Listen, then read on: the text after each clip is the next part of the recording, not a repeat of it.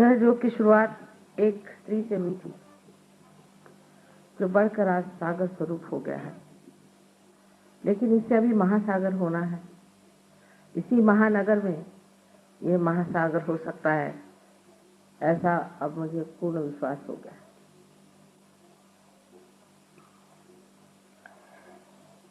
आज आपको मैं सहयोग की उपादेयता तथा कुंडलिनी के जागरण से मनुष्य को क्या लाभ होता है वो बताना चाहते। माँ का स्वरूप ऐसा ही होता है कि अगर आपको कोई कड़वी चीज देनी हो तो उस पे मिठाई का लेपन कर देना पड़ता है, किंतु सहयोग ऐसी चीज नहीं है। सहयोग पे लेपन भी मिठाई का है और उसका अंतर्भाग तो बहुत ही सुंदर है। सहयोग जैसे आपने जाना है, सहज, सह माने आपके साथ पैदा हुआ, ऐसा जो योग का आपका जन्मसिद्ध हक है वो आपको प्राप्त होना चाहिए। जैसे तिलक ने कहा था, बाल गंगाधर तिलक साहब ने भरी कोर्ट में कहा था कि जन्मसिद्ध हक हमारा स्वातंत्र है, उसी तरह हमारा जन्मसिद्ध हक स्वतंत्र को जानना है। ये स्वतंत्र हमारे अंदर परमात्मा ने हजारों वर्ष संजो कर प्रेम से अत्यंत सुंदर बना के रखा हुआ है, इसलिए इसमें कुछ करना नहीं पड़ता। सिर्फ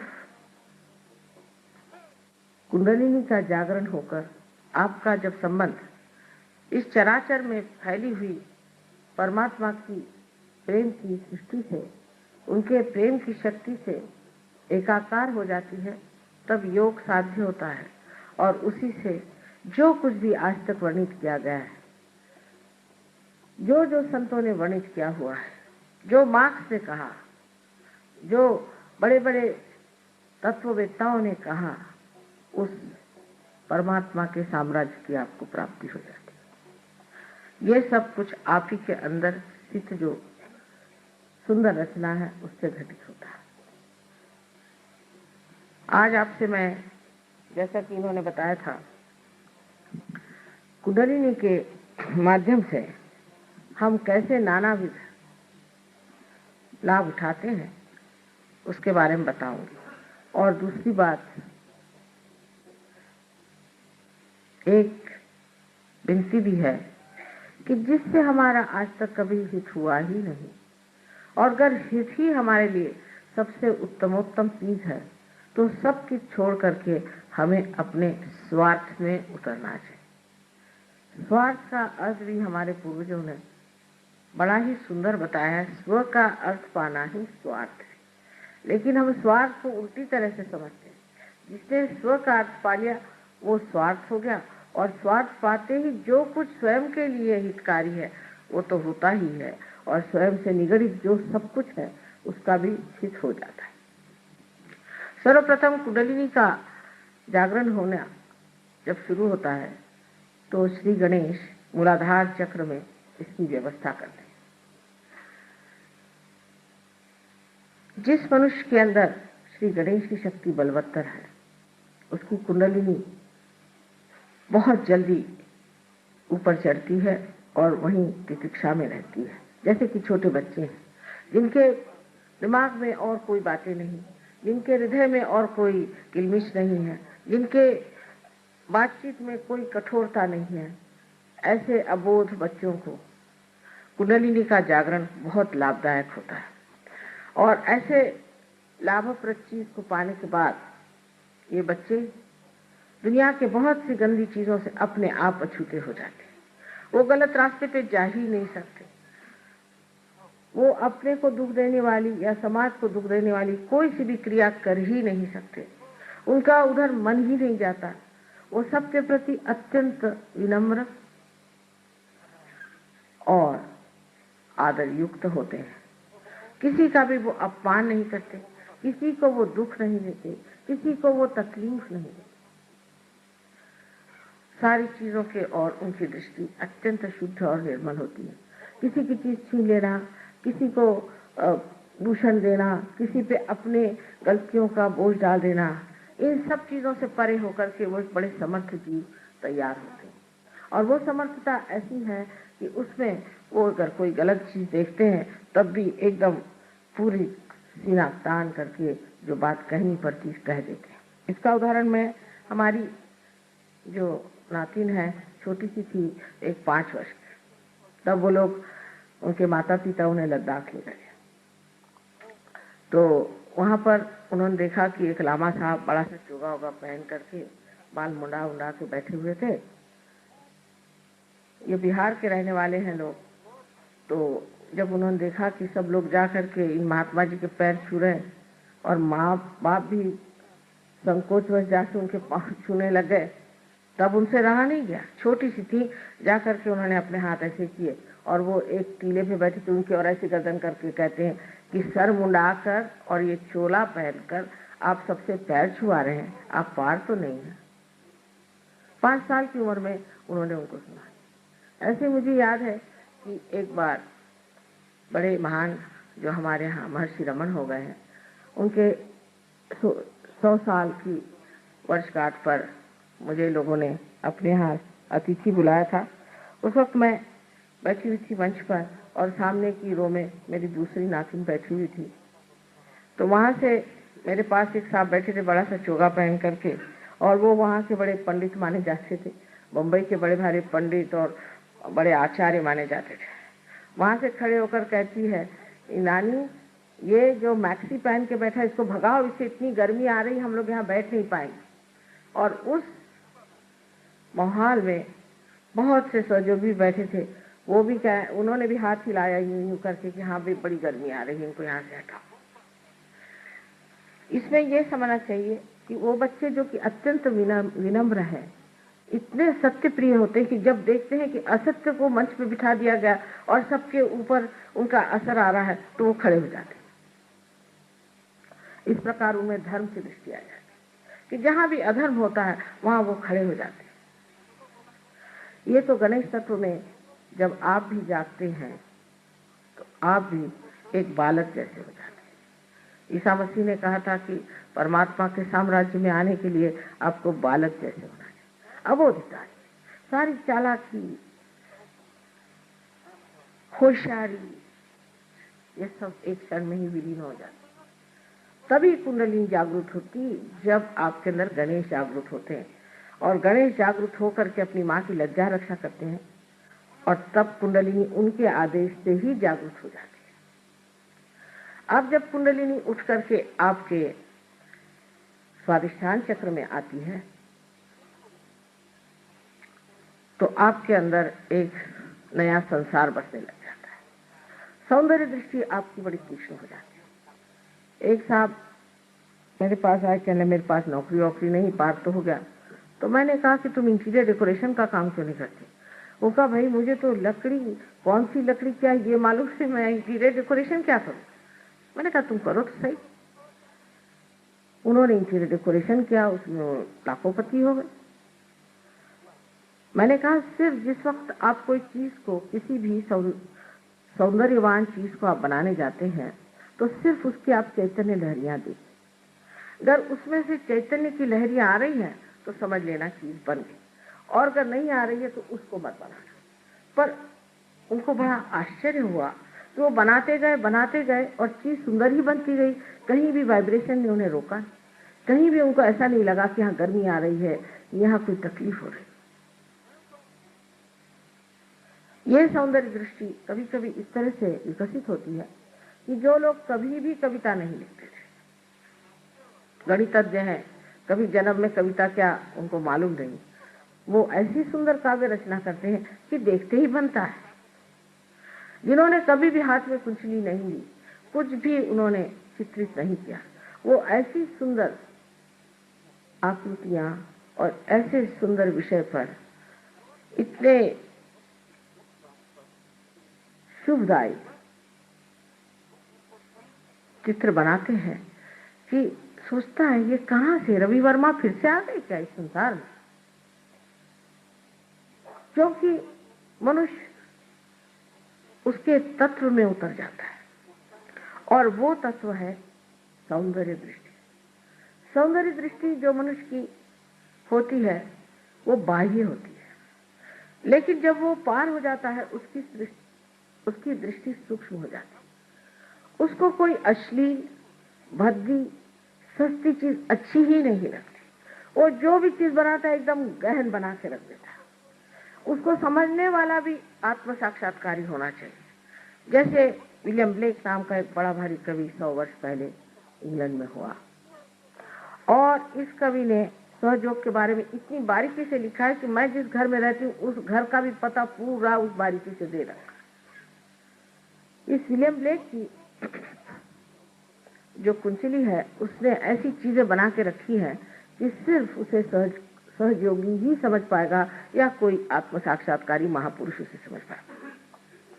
उन्होंने आज्ञा चक्र इतना सुंदर बनाया, परमात्मा को बनाया जो दबा रहे हैं आज्ञा चक्र को ऊपर से कि किसी तरह से खुल जाए ये चीज, लेकिन वो कौन समझ पाएगा। उसमें यही देख रहे हैं लोग कि मसल्स कैसे बनाए हैं, जो परमात्मा को दिखाया, उसका नाक कैसा बनाया है, उसका मुंह कैसे बनाया है, उसकी पूर्ण आकृति का जो कोएफिशिएंट है उससे कितना अशुभ आ रहा है। जब मैं लंदन पहुंची तो सर्वप्रथम मैंने कहा कि विलियम ब्लेक की 100 वर्षगांठ है, उसमें एग्जीबिशन उसे जाना है। तो सब लड़के कहने लगे कि माँ आप तो कोई एग्जीबिशन वगैरह जाती नहीं। मैंने कहा इसमें तो जाना है हमें। जब वहां पहुंचे तो सारा वातावरण इतना सुंदर लग रहा था, सब तरफ से बहुत सुंदर चैतन्य की लहरियां बह रही थी और जैसे संगीत था मुझे लग रहा था। लेकिन विभत्स लोगों की आंखें विभत्स होती, वो वहां दूरबीन लगा करके देख रहे थे कि कौन नग्न दिखाया गया है, कौन किस तरह से भद्दे ढंग से खड़ा है, क्योंकि उनकी दृष्टि में वो सौंदर्य था ही नहीं जिसको हम वहां उपभोग ले रहे थे। अब आप जानते हैं कि परदेश में लोगों की दृष्टि बहुत खराब हो चुकी है। वो तो किसी भी चीज में अश्लीलता के सिवा और कुछ देख ही नहीं सकते, उनकी दृष्टि इतनी अधोगति पे चली। लेकिन आज मैं सहयोग में देखती हूँ सहयोगियों के तरीके, उनको एक वृद्ध स्त्री है बैठी हुई, उसमें तक इतना सौंदर्य नजर आता है। हृदय का सौंदर्य देखने की जो महानता है वो इन लोगों में बड़ी ही कुशलता से पता नहीं कैसे बाहर प्रदर्शित होती है। और मुझे आश्चर्य होता कि ये लोग जो इतनी कुत्सित नजर से संसार की ओर देखते थे आज एक गौरव से देख रहे हैं कि देखिए संसार क्या है। आपने सुना होगा कि मोनालिसा नाम का एक पेंटिंग है जो लियोनार्डो दा विंसी ने बनाया और जो कि पेरिस के बड़े वाले लूव्र के प्रदर्शनी में रखा हुआ है, जहां अनेक लोग जाते हैं उसे देखने के लिए। मैंने एक दिन कहा कि आप जाके देखना कि मोनालिसा जो है उसे वाइब्रेशंस आते हैं। इतने सालों से बनी हुई चीज उसको देखने के लिए हजारों लोग आते हैं। वो स्त्री कोई बड़ी आजकल के मॉडर्न सिनेमा स्टार जैसी नहीं है, काफी भरभक्कम शरीर है उनका और उनके मुख पर एक हंसी है, एक सादगी है और हजारों लोग इतने दिन से उसे देखने आ रहे हैं। मैंने कहा आप भी जाके देखिए उसमें क्या चैतन्य की लहरियां आती या नहीं। जब ये लोग पेरिस गए, इनका माँ अंदर घुसते ही इतने वाइब्रेशंस हमें आ रहे थे, हम तो अभिभूत होकर देखते रहे। हमने कितने बार इसका चित्र देखा, हमें कभी ऐसे लगा नहीं। फ्रांस के लोग जो कि माहिर है कुत्सितता, जो कि बहुत ही गंदी बातों में उलझे हुए, उनके साहित्य और उनके तौर तरीके इतने गंदे हैं कि उनसे कुछ सीखने का ही नहीं। मैं तो उनको कहती थी कि आपका तो बाथरूम कल्चर है पूरा, आप पूरे बाथरूम कल्चर के लोग और आपको कोई बात नहीं आती। लेकिन आज वो स्वर्ग में बैठे हुए हैं और इतने सुंदर लोग हैं, इतने सुंदर हो गए हैं कि आश्चर्य लगता है कि जैसे ही उनके अंदर आत्मा का दीप जल गया तो इतने प्रेम के शुद्ध स्वरूप में शुभ अशुभ के विचार से प्लावित वो इतने कीचड़ में बैठे हुए ये कमल पता नहीं किस तरह से खिल कर सब दूर सुरभित हो गए। ये तो आपके स्वाधिष्ठान चक्र पे कुंडलिनी के आने से होता है, जिसको संगीत नहीं सुनाई देता। आप जानते हैं आप कि बहुत से लोग क्लासिकल म्यूजिक नहीं पसंद करते। अब ये तो ओंकार से आया हुआ हमारा भारतीय संगीत है। हम लोग बहुत लड़ते हैं कि हम भारतीय भारतीय हैं। जिसको अगर हमारे यहाँ का संगीत नहीं समझ में आता, मैं तो उसको भारतीय किसी प्रकार भी नहीं मानता। इस मामले में हम लोग हमेशा विदेशों की ओर दौड़ते हैं, उनसे हम उनका संगीत सीखने का प्रयत्न करते हैं। इस घराने, इस महान योग भूमि ने इतना ऊंचा संगीत हमें दिया है, उसको हम समझ नहीं पाते। हमारा लेक्चर हो रहा था दिल्ली में, अमजद अली साहब भी सहयोगी हैं। जब से सब सहयोगी हो गए, बहुत बदल गए और उनकी सारे बजाने में भी बहुत फर्क आ गया। लेकिन जैसे उन्होंने बजाना शुरू किया, आधे लोग उठ के चले गए। हम तो माँ को सुनने आए थे। मैंने कहा भाई मैं ही तो बोल रही हूँ, अमजद अली क्या बजा रहे हैं, मैं ही इसमें बोल रही हूँ, बैठो तो सही। जिसको संगीत का जरा भी शौक नहीं है, उसको सोचना चाहिए कि एक दिन ऐसा आएगा कि ऐसा आपको शौक लगेगा कि चाहे संगीत कार उठ जाए, आप नहीं उठे। ये हाल इन हमारे सहयोगियों का है। आज देश विदेशों में जहाँ जहाँ सहयोग पहुंचा है, हजारों के तादाद, जहाँ भी होंगे कोई म्यूजिशियन आए। भीमसेन जोशी आप जानते हैं, पंडित भीमसेन जोशी महाराष्ट्र के बड़े भारी गवैये हैं, जो कि श्री और मारवा जैसे राग की जो बड़े बड़े जानने वाले भी तंग आ जाते हैं, श्री मारवा में जम जाते हैं और उसके स्थाई पर बैठे हुए आराम से पूरा मारवा का बांधा देखते हैं, जैसे कि कोई इमारत अंदर बन रही। ये असली भारतीय है।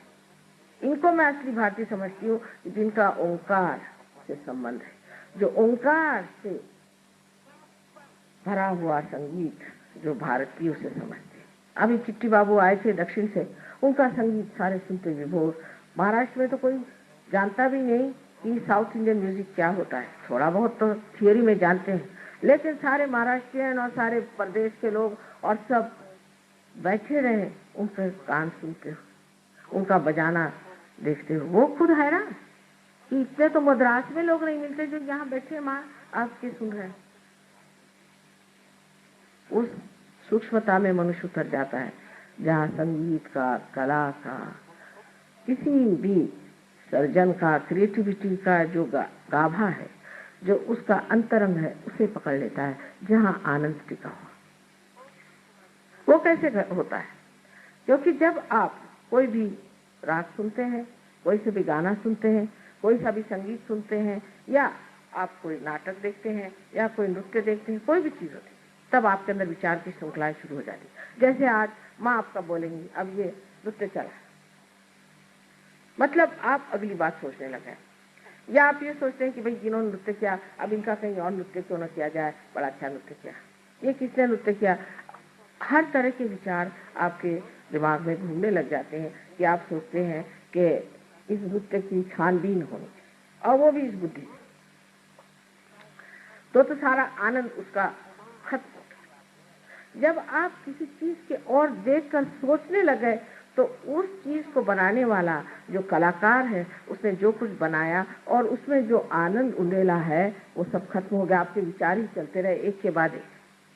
कोई सी भी सुंदर वस्तु है, जैसे कोई सुंदर सा बना हुआ कालीन, अगर उस कालीन की ओर हम नजर करें, तो अगर हम देखते रहें, बस देखते रहें, और ये ना सोचे कि कितने का आया, कहाँ से आया, क्या हुआ, इसको कैसे ले लें, तो उसका जो आनंद है, उस कलाकार ने जिस आनंद से उसे बनाया था, वो पूरा की पूरा ऊपर से गंगा जैसे बह, गंगा ऊपर से बहता है।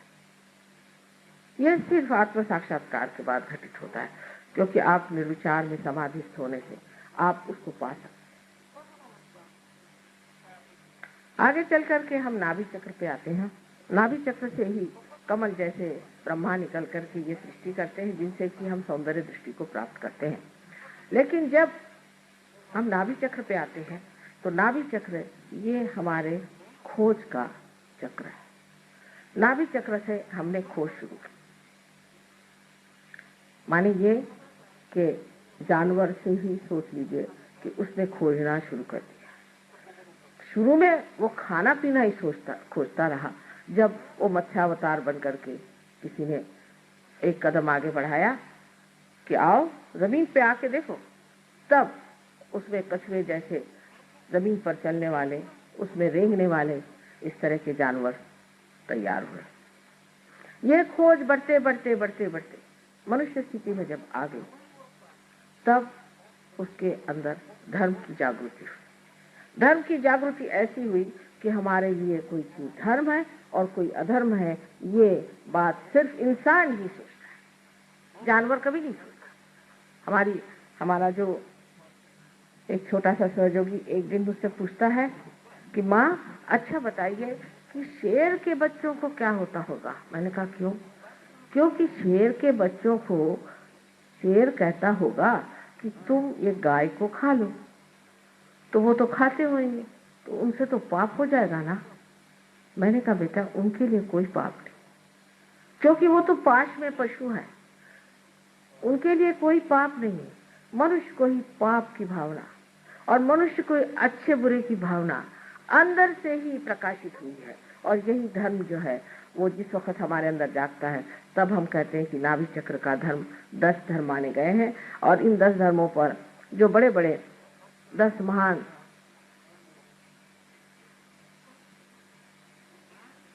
आदि गुरु स्थापित किए गए हैं, उनको जगा देने से कुंडलिनी हमारे अंदर धर्म की स्थापना कर दी।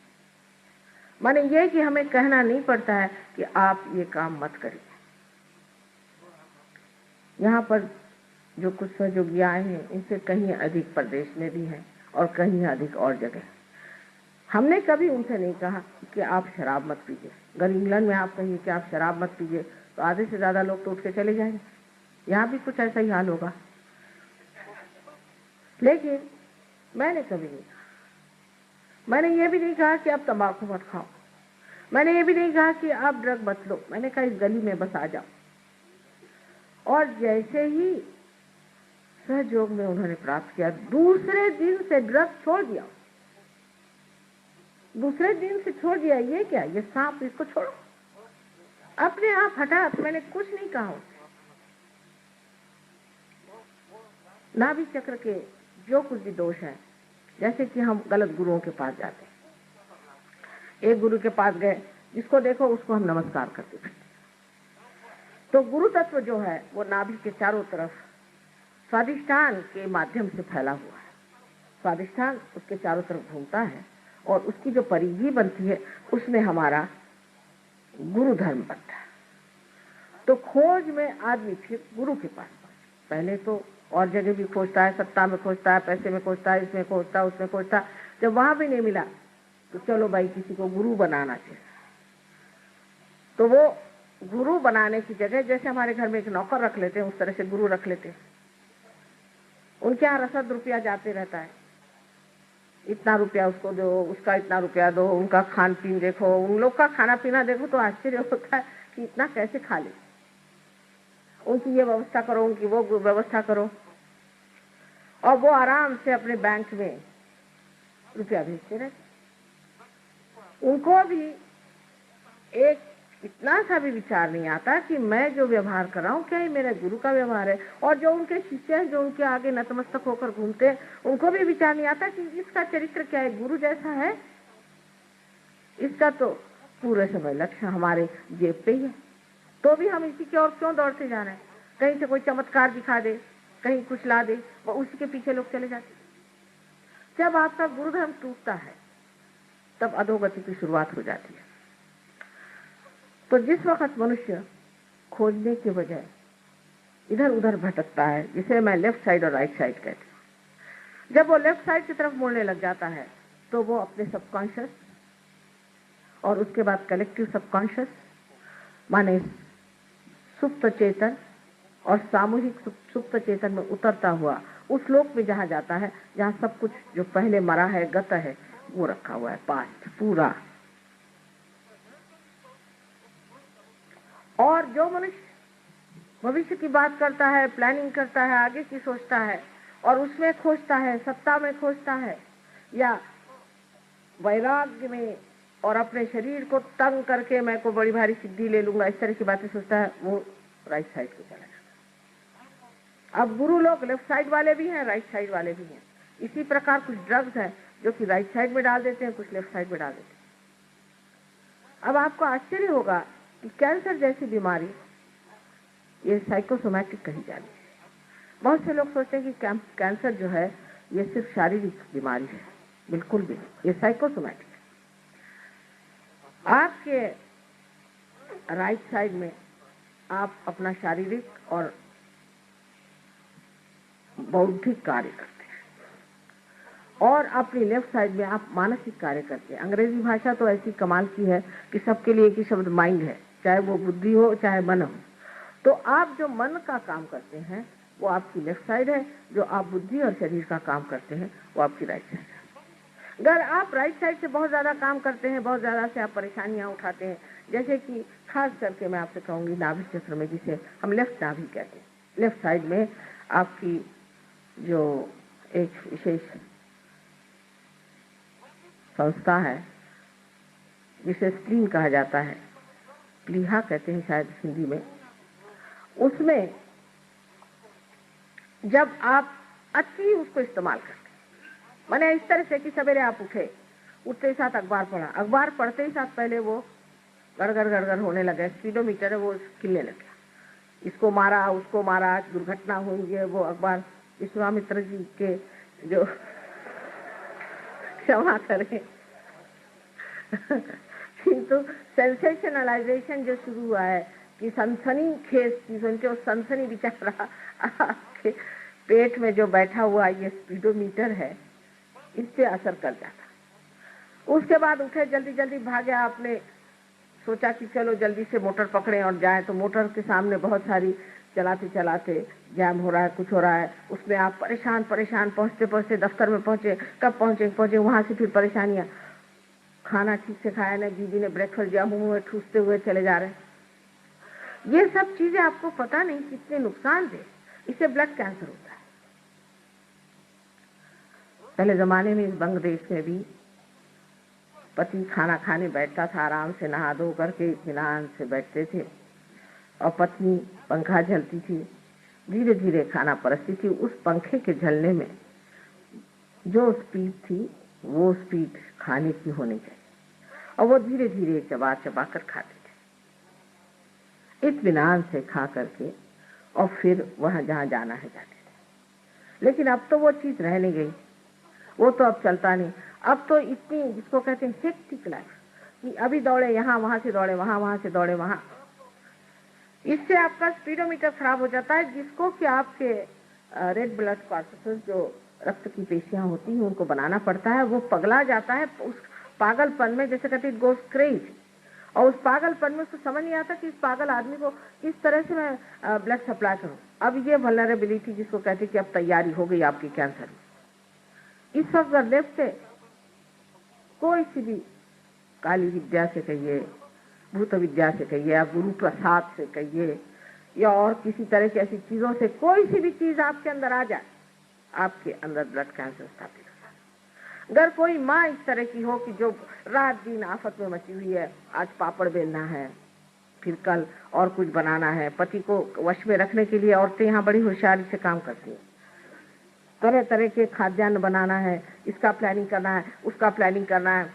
उनके बच्चों को भी हो सकती है। अगर वो उस वक्त गर्भवती हो तो बच्चों को हो सकता है। अगर कोई बच्चा हो भी गया ठीक ठाक पैदा, तो उसके पीछे लगे, उठो भाई सवेरे उठो, जल्दी जल्दी करो, चलो जाने का है, स्कूल में जाने का है, वो बड़ी मुश्किल से एडमिशन मिला, वहाँ इतना रुपया भर्ती किया।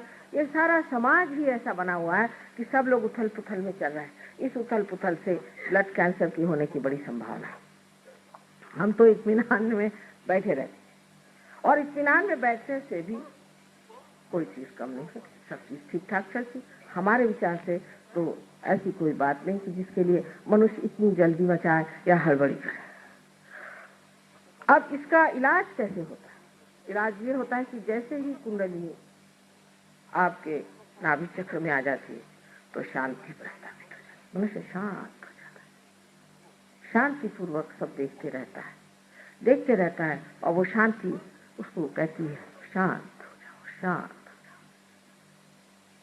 जैसे अब हमें तो जाना है प्लेन में, और बाकी सब परेशान है कि आपको जाना है, चलिए चलिए, आखिरी मिनट ये छोड़ वो छोड़। भाई मैंने कहा जाना मुझे क्या, आपको है, मुझे जाना। आप क्या बहुत एंशियस है कि मैं जाऊं? तो छोड़िए, आप मुझे जाने दीजिए, मैं आराम से। अब कभी कभी मजाक भी हो जाता है कि बड़े जल्दी पहुंचे, वहां देखा क्या कि प्लेन अभी 8 घंटे लेट है। मैंने पहले ही कहा था कि क्यों इतने जल्दी से आ रहे हो, घर से आराम से चलो, पहले पूछ ही लिया होता। लेकिन ये जो हड़बड़ी का स्वभाव है, जो हड़बड़ हमारे अंदर है, एक उसका उदाहरण मैंने दिया कि आजकल के वातावरण में किस तरह से कैंसर के आप एक उसके आमंत्रण के आंगन बन जाते हैं, जिससे कैंसर आप पे असर कर जाता है। अब लंदन में हमने 3-4 लोगों का ब्लड कैंसर ठीक किया, तो मैं ये नहीं कहूँगी कि मैंने किया, उनकी कुंडलिनी का जागरण करके वो ठीक हो गए, मैंने कुछ किया नहीं, उनकी कुंडलिनी जागरूक हुई, वो ठीक हो। लेकिन इस हड़बड़ के सिवाय अनेक और प्रकार के हम दोष करते हैं, जैसे कि अब डॉक्टर लोग तो यहाँ एक से एक आप जानते हैं कि कितने बड़े बड़े डॉक्टर लोग हमारे साथ लगे हुए हैं, और इनको जब हम समझाते हैं तो ये ऐसे मुंह फाड़ के देखते हैं बात को कि माँ कैसे कह रही, किंतु हम इसे सूक्ष्मता से जानते हैं। आपके अंदर जो सूक्ष्म चीज है वो ये समझना चाहिए कि आपके शरीर में शांति होनी चाहिए, आपके मन में शांति होनी चाहिए, आपके सारे अंग जो है शांति से बने होने चाहिए। हड़बड़ी करने से इस तरह का रोग हो जाता है। पर इससे भी बढ़ के गहन बात एक ऐसी बताऊं, सूक्ष्मता, कि आपके यहाँ भी अभी कुछ डॉक्टर्स बैठे होंगे जो नहीं जानते हैं, न मानते भी शायद न हो, कि जिस वक्त ये स्वादिष्टान चक्र चलता है, इसको एक तो पेट के जितने भी ऑर्गन्स हैं उनको संभालना पड़ता है। मैंने लीवर हुआ, आपके पैंक्रियाज हुआ, और स्प्लीन और किडनीज आदि सबको संभालना तो पड़ता ही है। इसके अलावा ये जो सर में, इसे मेंदू कहते हैं, जो मेद से बनता है, ये जो ब्रेन हमारे सर में है, इस ब्रेन के लिए इसको ग्रे मैटर, पेट की जो फैट है उसको परिवर्तित करके, ट्रांसफॉर्म करके अपने ब्रेन में भेजना पड़ता है। ये उसका मुख्य काम नहीं है, एक और काम है। लेकिन जब आदमी बहुत सोचता है, आगे की सोचता है, प्लानिंग करता है, ये करता है, वो करता है, हर समय उसकी खोपड़ी सोचती रहती है, तब ये कार्य एकमात्र उसे करना पड़ता है और बाकी सब काम बिल्कुल ठप हो जाते हैं। इसीलिए लोगों को लीवर का ट्रबल हो जाता है।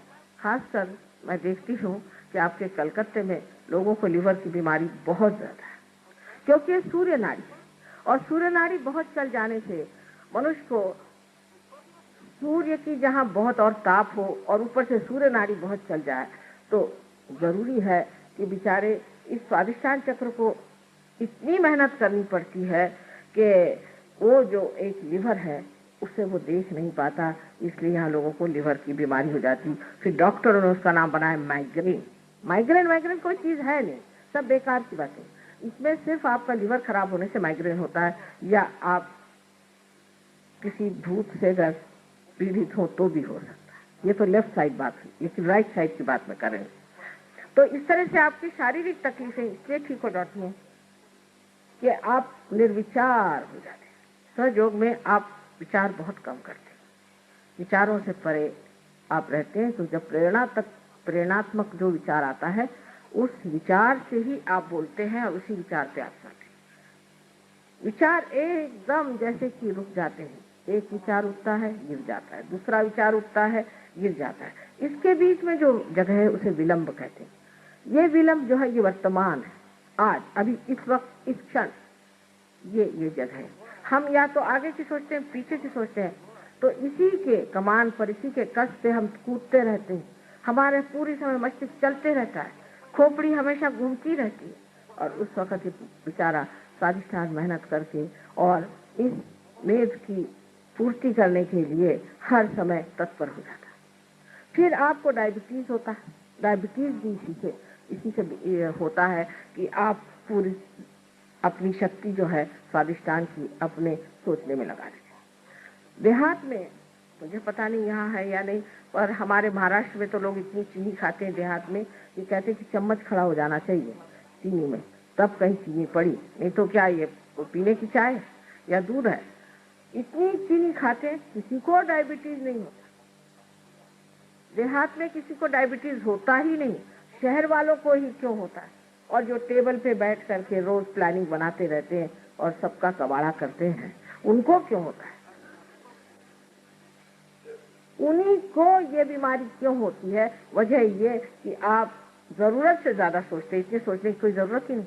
पर अगर कोई कहे कि मत सोचो तो हो ही नहीं सकता। एक साहब स्विट्जरलैंड में आए हमारे पास, डॉक्टर साहब नहीं बैरिस्टर थे, अब तो वो सहयोग में आ गए। वो एक अल्जीरिया के बहुत बड़े बैरिस्टर हैं। वो स्विट्जरलैंड में आए और मुझे कहते हैं कि माँ चाहे मेरी गर्दन काट दो, चाहे मेरा सर फोड़ दो, पर ये विचार ठहराओ मैं पागल हो जाऊंगा। आज पार होकर के बहुत बड़े आदमी हो गए हैं और अब उनका सारा कुछ डायबिटीज वगैरह सब खत्म।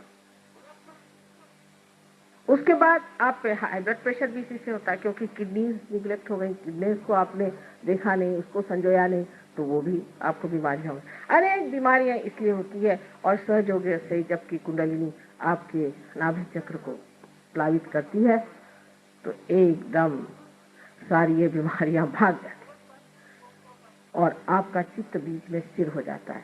जब आपके अंदर धर्म शक्ति जागृत हो जाती है तभी फिर हम कहते हैं कि लक्ष्मी तत्व से आप महालक्ष्मी तत्व में उतरते हैं।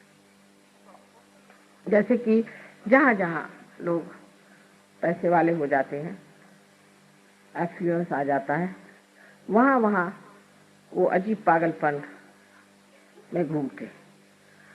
जैसे कि आप अमेरिका में जाइए तो जितने अमीर लोग हैं या तो वो बिल्कुल ही मूड हो जाते हैं, इडियट्स, या वो नहीं हुए तो वो ऐसे ऐसे बातें करते हैं कि जैसे कि किसी ने आत्महत्या कर ली, ऊपर से नीचे कूद मरे, और किसी ने अपने 4-5 बच्चे ही मार डाले। वो समझ में नहीं आता है कि पैसा हो जाने से अगर इतनी आफतें आती तो बेहतर है कि हम गरीबी में ही रहें।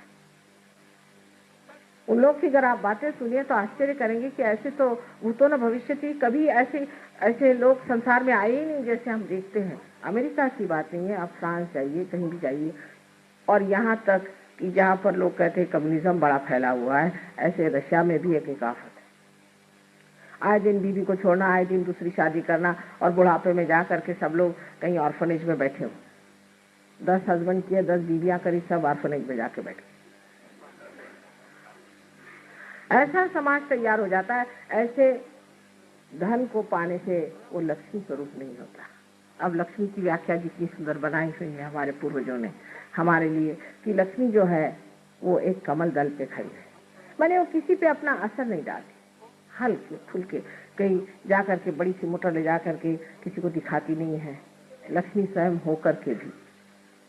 और एक हाथ उनका दान और एक हाथ उनका आश्रय में होता है, इससे वो लोगों को दान देती हैं और एक हाथ से आश्रय देती है। और 2 हाथ ऊपर में जिसमें है, इसमें कि 2 हाथ में कमल है गुलाबी रंग के। गुलाबी रंग का लक्षण होता है कि उनके हृदय में प्रेम है सबके।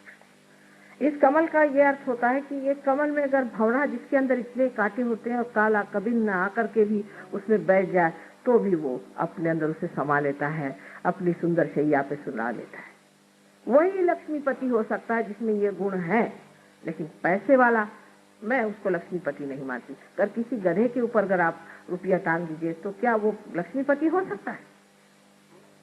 लक्ष्मीपति होने के लिए कम से कम ये 4 गुण मनुष्य में होने चाहिए। इस तरह की लक्ष्मी जो है फिर जागते जागते महालक्ष्मी तत्व को आती है, तब मनुष्य खोजने लग जाता है। और जब वो खोजने लग जाता है तब वो ऊपर की ओर उठता है। जिस वक्त वो उठता है तब श्री जगदम्बा जो है वो हमारे हृदय चक्र में रह करके अकेली सब दुष्टों से जो जो ऐसे साधकों को सताता है उन सब का खंडन करती, मार डालती है, उनको निपात कर खत्म कर देती, उसको किसी से डर नहीं लगता। और खड़े होकर के आपको आश्चर्य होगा कि कल परसों तो मैंने तांत्रिकों पे ही कहा था, लेकिन 1971 में 1973 में हमारे यहाँ एक बड़ा कावजी जहांगीर हॉल है। मैंने खड़े होकर एक एक इन दुष्ट गुरुओं का नाम, कौन से राक्षस पड़े थे, कौन नरकासुर था, कौन रक्तबीज था, कौन दूसरे असुर था, सबके नाम लेकर के कहा। तो हमारे पति के पास खबर गई कि इनको तो कल मार देंगे लोग पकड़ के। मैंने कहा मारे तो सही, हाथ तो उठाए मेरे ऊपर, लेकिन किसी ने भी अखबार में या किसी ने भी किसी कोर्ट में जाकर के दलील नहीं की मेरे खिलाफ, क्योंकि सत्य की बात। तो यहां जगदम्बा खड़ी होकर के अकेली और सारे दुष्टों का सामना करती है कि मेरे जो बच्चे परमात्मा को खोज रहे हैं वो पूर्ण आरक्षित ऊपर आ जाए, उनको कोई तकलीफ ना हो, कोई परेशानी नहीं, उसके आंचल में छिपे हुए वो ऊपर की ओर उठते चले। ये जगदम्बा का चक्र यहाँ पर बना हुआ। इसके बारे में मेडिकली इस तरह से समझाया जा सकता है कि हमारा जो यहाँ पर स्टर्नम नाम की हड्डी है, यहाँ से स्टर्नम बोन कहते हैं। थोड़ी देर हो जाएगी, हर्ष तो नहीं। स्टर्नम नाम की एक हड्डी है और इस हड्डी में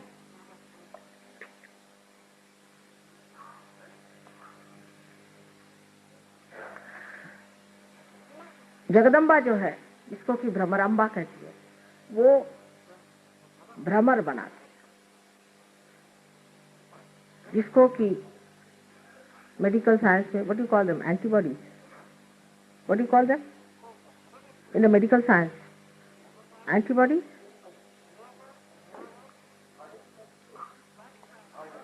व्हाट से क्या करें? हाँ, इन लोग का उलट उलट नाम है। एंटीबॉडीज क्या हुआ? बहरहाल जो भी हो, एंटीबॉडीज यहाँ पैदा हो जाती है।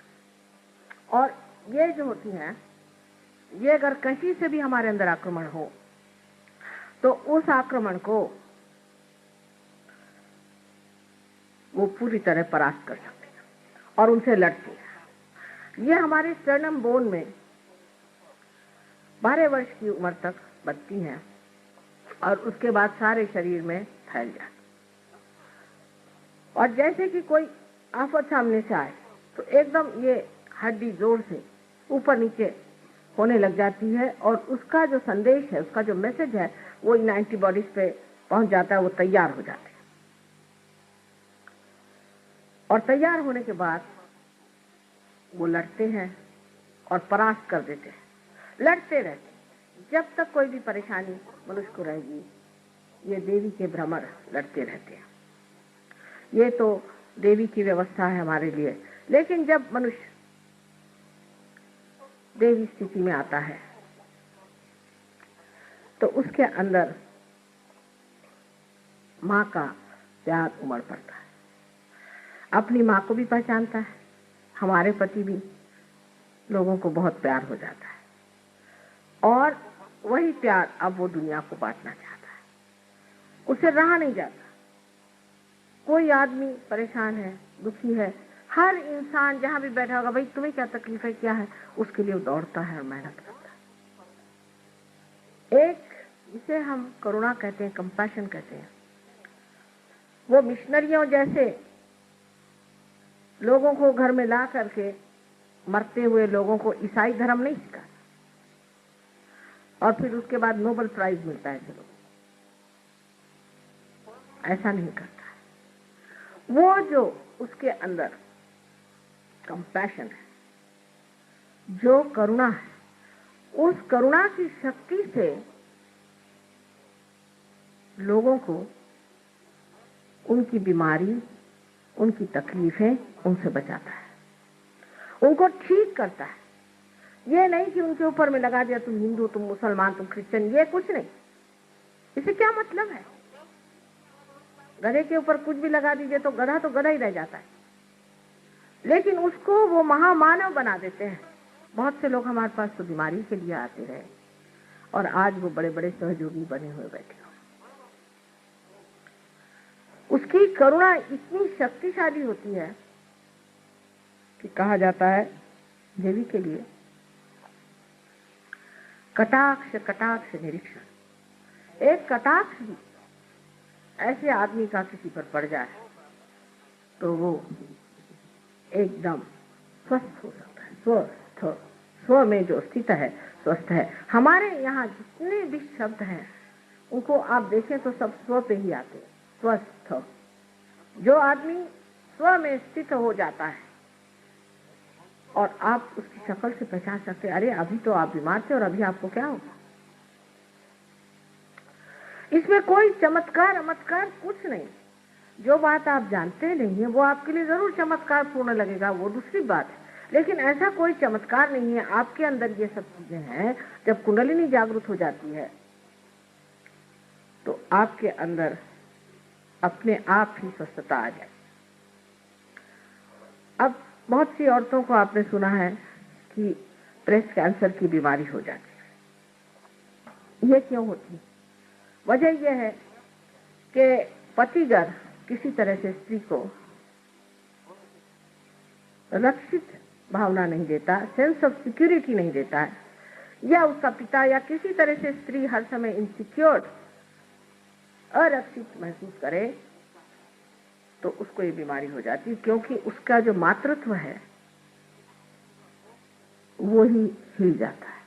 मातृत्व का के ऊपर का विश्वास चल जाता है। जैसे कवि ने कहा है, हाय अबला तेरी यही कहानी,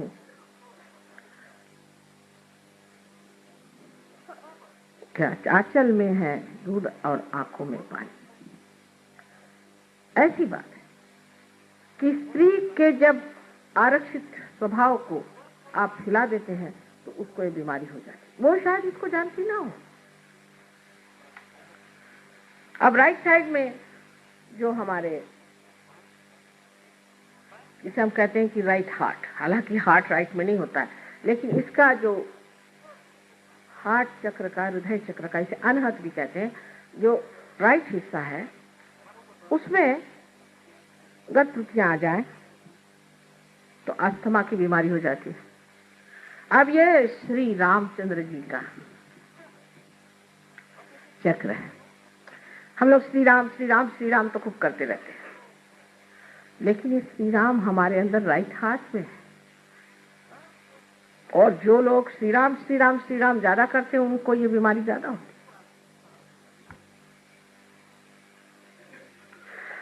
है। इसका और एक कारण है, श्री राम हमारे पिता है। हमारे अगर पिता का स्थान किसी तरह से खराब हो गया हो,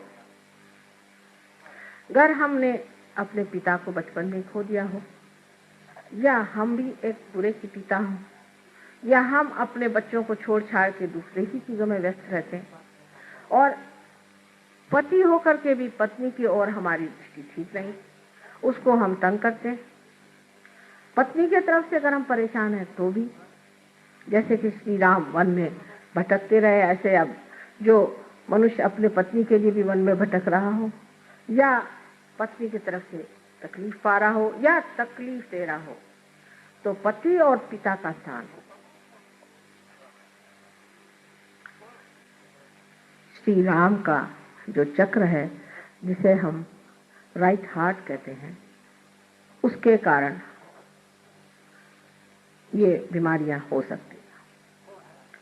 हमारे अंदर अनेक सी बीमारियां ऐसी जो बहुत सहज में ठीक हो सकती। अगर आपने श्री राम को खड़ा कर दिया तो फिर आपको अस्थमा कैसे हो सकता है? लेकिन सबसे ज्यादा ये बीमारी जो सरकारी नौकर है, ब्यूरोक्रेट, या जो सत्ताधीश है, या सत्ता से गिर गए पर अभी सत्ता के पीछे लगे हुए हैं, या जिसे हम लोग कहते हैं पॉलिटिशियंस, उनको ज्यादा होते। श्री राम जो है वो सोक्रेटिस के वर्णित बेनोवेलेंट किंग है, बेनोवेलेंट किंग, जो बेनोवेलेंस में विश्वास करते, लोगों का हित ही जिनका एक लक्ष्य है, ऐसे श्री राम सोक्रेटिस ने वर्णित कर रखे हुए हैं। लेकिन ऐसे कितने हैं इन ब्यूरोक्रेट्स में, ऐसे कितने लोग हैं कि जो ये सोचते हैं कि हम इनके बेनोवेलेंस के लिए हैं, हम इनके हित के लिए हैं। हिंदुस्तान में तो जो सुनिए तो भगवान ही बचाए रखे, मुझे तो समझ नहीं आता इन ब्यूरोक्रेट्स का क्या हाल होने वाला है और इन पॉलिटिशियंस का भी क्या हाल होने वाला है। बड़ी घबराहट होती है एक माँ की दृष्टि से, क्योंकि एक छोटी सी चीज है, एक जमीन खरीदी है, तो उन्होंने कहा कि माँ ये तो मिल नहीं सकती जमीन। मैंने कहा क्यों भाई, पैसे दे रहे फिर जमीन क्यों नहीं मिलेगी? ना, उसमें आपको वो पैसे खाते हैं। पैसे क्या खाते हैं? उनको खाना वाना भेज दो। पैसा क्यों? वो पैसा खाते हैं, वो पैसा खाते हैं, वो सब पैसा ही खा रहे। श्री राम तो उनमें नहीं है। श्री राम का भजन करने से आप हितकारी राजा नहीं हो सकते। हितकारी जो राज्य करेगा वही इंसान श्री राम का साम्राज्य में भी उनका सेवक हो सकता है। इसमें से कोई लोग हैं, उनको इस कदर भूत सवार होता है कि इस चोर को पकड़ो, उस चोर को पकड़ो, उस चोर को पकड़ो, एकदम पागल के जैसे लग जाते। इस पकड़ धकड़ में खुद ही उनके अंदर श्री राम लुप्त हो जाते।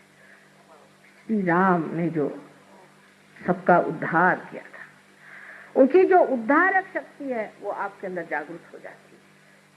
जैसे कि वाल्मीकि का उद्धार हुआ, अहिल्या का उद्धार हुआ, और वो प्रेम की शक्ति जहाँ की शबरी के बेर इतने प्रेम से खाए, इतने चाव से खाए, वो सादगी जहाँ पैर के चप्पल उतार करके, जूते उतार करके और जमीन पर चल करके घूमते रहे। सारे महाराष्ट्र में हमारे उन्होंने अपने चरण के जो सुंदर चैतन्य थे वो छोड़े। वो श्री राम जब हमारे अंदर जागृत हो जाए तो ये बीमारियां हमारे अंदर आ नहीं। अब लेफ्ट हार्ट माँ का स्थान है।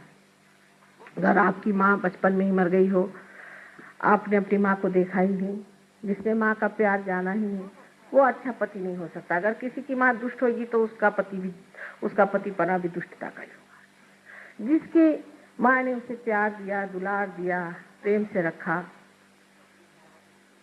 वही पति अपने पत्नी को भी प्यार कर सकता है। पर लेफ्ट हार्ट जो है ये बहुत ही नितांत गहन चीज है, क्योंकि इसका संबंध माँ से है। जैसे आप जानते हैं कि भारतीय संस्कृति माँ पर आधारित है, मातृत्व भाव से भरी हुई ये संस्कृति है। गणेश जी भी सिवाय अपने माँ के किसी को भी नहीं मानते थे, क्योंकि माँ से ही बाप को जाना जा सकता है। इसलिए माँ की धारणा अपने देश में विशेष मानी जाती है। लेकिन जब आपका हाथ पकड़ जाता है, लेफ्ट हाथ, तो सबसे पहले आप पर जो आघात आता है वो ये कि आप शुष्क स्वभाव हो जाते, आप में शुष्कता आ जाती है। वो आर्द्रता नहीं जो देवी का वर्णन, सांद्र करुणा, जिसकी करुणा में आर्द्रता है, वो आर्द्रता आप में नहीं रह जाती। आप शुष्क इंसान हो जाते हैं। ऐसे कि अगर आपको जगाना भी हो तो एक लकड़ी से जगाए तो अच्छा, नहीं तो उठ के मारने को दौड़ेंगे, बात करने को जाए तो खाने को दौड़ेंगे। एक शुष्क व्यक्ति आप हो जाते हैं। और इस शुष्कता को भरने के लिए आपको अपना माँ का स्मरण करना चाहिए कि जिसने आपको कितना प्यार दिया और कितने दुलार से आपको बड़ा किया। एक साहब थे, इनका था धर्मदास, और वो बहुत गलत काम करते थे।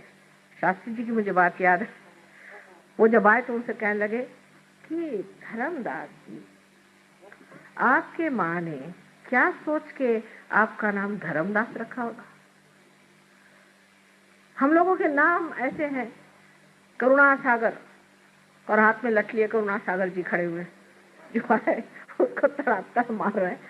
तो इस तरह के विपर्यास जो जीवन में हम देखते हैं, इसका कारण ये है कि मातृत्व के प्रति आदर नहीं। खास करके मुसलमानों ने जो हमारे ऊपर अपकार किया है वो ये है। मैं तो मानती हूँ कि उनकी भी बहुत बड़ी तपस्या थी जिन्होंने इस धर्म को बनाया और पनपाया। लेकिन उनके जो अनुचर थे, उन्होंने, जैसे हम लोगों ने भी बहुत गलतियां की, उन्होंने एक बड़ी भारी गलती की कि स्त्री का मान नहीं है, माँ का मान नहीं है। माँ कोई चीज ही नहीं होती। हाँ, अगर माँ दुष्ट हो, खराब हो, उसके अंदर गंदगी हो, वो बुरी चीजें करती तो ठीक है, उस माँ को भी, जैसे भरत ने अपनी माँ को सुनाया था और उसको दूर रखा था, उसको छोड़ करके और राम की पादुकाएं लेकर के जिन राम राज्य किया था, वो बात दूसरी। पर इस देश की माँ ऐसी नहीं, और इस देश में कुछ एकाध ऐसी हो भी जाए तो भी बाकी सब लोगों को देखते हुए समझ लेना चाहिए कि जिसने माँ के चक्र को दुखाया हो या जिसने माँ से वंचित रहा हो, जिसे प्यार नहीं मिला, और इससे बहुत ही नजदीक हृदय का ही ऑर्गन है, हृदय ही है। अब हृदय की पकड़ जब आदमी मनुष्य को क्यों होती है? क्योंकि जब वो अतिकर्मी हो जाता है, अतिकर्म में जब बाह्य बाह्य की तरफ जाते जाता अपनी आत्मा को भूल जाता है या किसी गलत इंसान के सामने इस सर को झुकाता है। इसीलिए आप देखिए कि कहा गया है कि किसी के सामने इस सर को झुकाना नहीं चाहिए। मैं आपसे भी यही कहती हूँ कि मेरे सामने आप सर मत झुकाइए, मेरे पैरों को आप मत छूइए, अभी कोई छूने की जरूरत नहीं, क्योंकि ये जो मस्तिष्क है ये जिसके सामने झुक गया गलत लोगों के सामने, तो हार्ट में पकड़ आ जाएगी लेफ्ट साइड से, और राइट साइड की पकड़ उसमें आती है जो अतिकर्मी होता है, जिसका चित्त बाहर की ओर होता है और आत्मा की ओर चित्त नहीं होता। आत्मा की ओर चित्त करने के लिए आपको कुंडलिनी का ही जागरण करना पड़ेगा। जब तक कुंडलिनी का जागरण नहीं होगा, आत्मा एक हवाई चीज हो जाती है। लोग समझ नहीं पाते ये आत्मा, आत्मा क्या चीज है। ये परमात्मा का हमारे अंदर प्रतिबिंब है, और जब हमारा चित्त बाहर की ओर दौड़ता है तब हम अपनी आत्मा की ओर दृष्टि नहीं दे पाते। जब हम अपनी आत्मा की ओर दृष्टि नहीं दे पाते तो आत्मा रुष्ट हो जाता है, और जब वो रुष्ट हो जाता है तो हृदय का स्पंदन भी गड़बड़ होकर के कभी कभी तकलीफ हो जाती, या हम गलत तरीके से आत्मा की ओर दृष्टि देते हैं। किसी गलत अनधिकार किसी आदमी के पास जाते हैं जो अनधिकार चेष्टा करता है, ऐसे आदमी के पास जाकर के हम दीक्षाएं लेते हैं, उनके पांव पर गिरते हैं, तब भी आत्मा रुष्ट हो जाता है। ये क्यों नहीं देखता किसके पैर छू रहा है? तुम मानव है, तुम्हारे अंदर मेरा वास है। जब तक तू ऐसे लोगों के पैर छूता रहेगा मैं तुझसे रुष्ट रहूंगा। इसलिए आत्म साक्षात्कार के बाद ही ये सब व्याधियां छूट सकती हैं, नहीं तो नहीं छूट सकती। एक महाशय हमारे पास आए थे, वो कहीं रोटरी क्लब के प्रोग्राम में मिल गए, उन्हें पूछे लग गए, माँ हमारे हार्ट से हमें तकलीफ अंजाना की और हम जा रहे हैं ह्यूस्टन, तो बहुत रुपया पैसा खर्च होगा, अगर आप मेहरबानी करें। हमने कहा आ जाइए। पूना में हमारे पास आए, पूना में आ करके और उन्होंने हमसे कहा कि आप हमारा कुछ इलाज करिए। हमने कहा अच्छा। उनकी जो हमने कुंडलिनी जागृत कर दी तो एकदम से उनको थोड़ा सा दर्द हुआ, तो सोचा फिर से हार्ट अटैक आ गया, और मैं उठ के चल दी, मुझे दूसरी जगह जाना, जैसे कहते ना रमते राम, वैसी जब मैं बाहर जाने लग गई तो वो एकदम बड़े दुख में भरे मुझे देखने लगे कि माँ ऐसे कैसे छोड़ के जा रही। मैं वापस आया, मैंने कहा भाई तुम ठीक हो गए, जाके डॉक्टर को दिखाओ। ठीक हो गया? मैंने कहा जाओ दिखाओ। जब डॉक्टर के पास गए तो डॉक्टर कहता भाई ये तुम्हारी एक्सरे थे क्या, और अच्छे घूम रहे हैं आजकल। ऐसे बहुत से लोग ठीक हो गए, लेकिन मैंने उसमें कुछ नहीं किया, सिर्फ आपका चित्त जो है आत्मा की ओर आकर्षित हो। पर इन महाशय को तो दूसरी बीमारियां थी, वो सब गलत सलत लोगों के पीछे दौड़ते थे और उन्होंने मंत्र भी गलत लिए थे। जब मंत्र आप गलत करें तो लेफ्ट विशुद्धि और हार्ट, इसकी जब पकड़ हो जाती तो अंजाना की बीमारी हो जाती। लेकिन अगर आपका हृदय ऐसी चीजों की ओर नहीं खींचता है, परमात्मा की कृपा से कहिए, पूर्व जन्म के सुकृत से, किसी भी तरह से ऐसी जगह आपका दिल नहीं जाता है। ये तो पाखंडी है, ये तो झूठा है, ये तो ढोंगी है, इसके पास नहीं जाने का मुझे। तब हृदय सच्चे रहता है। दास कबीर जतन से ओढ़ी, जैसी की तैसी रख दीनी चदरिया। जब ऐसे घटित होता है तब हार्ट अटैक आने की कौन सी बात है? आत्मा संतुष्ट है आपसे, आप धर्म में बैठे हैं, जब मौका आएगा कुंडलिनी जागृत होगी और आप पटाख से पालेंगे, जिसे आत्म साक्षात्कार कहते हैं। आज समय बहुत हो गया है, लोग भी शायद परेशान हो गए। विषय तो बहुत लंबा चौड़ा है, हर एक चक्र पे ही बोलना चाहिए। विशुद्धि चक्र जो है श्री कृष्ण का चक्र है, इसमें 16 कलाएं हैं। इसी प्रकार 16 सब प्लेक्ससेस, जिसको कि हम पंखुड़ियां कहते हैं, हमारे अंदर है। और जो कुछ भी हमारे अंदर अ आ इ ई उ ऊ ए आई आदि जितने भी हमारे अंदर जिसे वॉवेल्स कहते हैं वो है, वो सारे इसके बीज मंत्र हैं। जिस वक्त आप कोई गलत मंत्र कहते हैं तो वो मंत्र की वजह से कोई गलत इंसान की प्रेतात्मा यहाँ के बैठ जाती है। जब आप गलत पूजन करते हैं, गलत तरीके से आप किसी भी मेडिटेशन को या किसी भी गलत गुरु के पास जा करके और दीक्षा लेते हैं, तो ये आपका चक्र पकड़ जाता है। ये चक्र पकड़ जाने से आपको अनेक बीमारियां होती हैं। उसमें से विशेषकर जो बीमारी होती है जिसे हम थ्रोट कैंसर कहते हैं, जो आपके कंठ के पास शुरू होता है और धीरे धीरे बढ़ते बढ़ते नीचे की ओर बढ़ता हुआ सारे आपके लंग्स को पकड़ लेता है। ये थ्रोट कैंसर उन लोगों को होता है जो बहुत से नाटक भी करते हैं भगवान के नाम पर। भगवान के नाम पर पागल जैसे बांध लिया सर पे, गले में कुछ पहन लिया और खिलाना शुरू कर दिया, अरे राम अरे राम अरे राम। ये सब नाटक करने की क्या जरूरत है? परमात्मा अंदर है, सब कुछ अंतर योग है। बाह्य में इस तरह के अनेक नाटक करना, कभी कुछ तमाशा करना, कभी कोई दूसरा तमाशा करना, अंतर ही तो जान पड़ता है कि गलत काम कर रहे हैं और इसीलिए मनुष्य कभी कभी उसमें दोषी महसूस करता है। और कोई कोई लोग तो सभ्यता की दृष्टि से सोचते हैं कि हमेशा दोषी रहना ही अच्छा है। जैसे सवेरे उठिए, उनसे बात करिए, माफ करो माफ करो माफ करो। भाई क्या हो गया, आखिर क्यों परेशान हो रहे हो? ठीक से तो बात करो। सवेरे से उनको यही लगता है कि मैंने कुछ ना कुछ गलती कर दी है। अंग्रेजी भाषा भी ऐसी है कि बोलते वक्त हमेशा आई एम अफ्रेड। भाई काहे के लिए अफ्रेड? आपसे तो दुनिया अफ्रेड है। 17 मरतबा I am sorry I am sorry I am sorry. Sorry है तो क्यों ऐसा काम करते हो? तो जिस आदमी में इस तरह की न्यूनता की भावना आ जाती है वो भी लेफ्ट विशुद्धि पकड़ लेता है।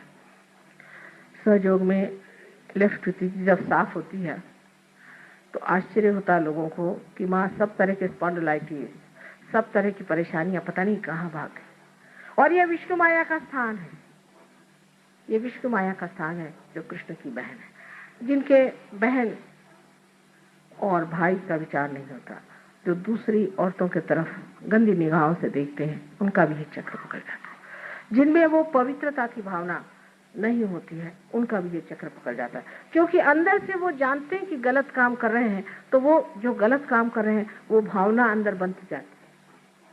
कभी कभी झूठ मूठ में ही बनती है और कभी कभी सचमुच में बनती है। चाहे जो भी हो, उसे निकालना बहुत आसान है।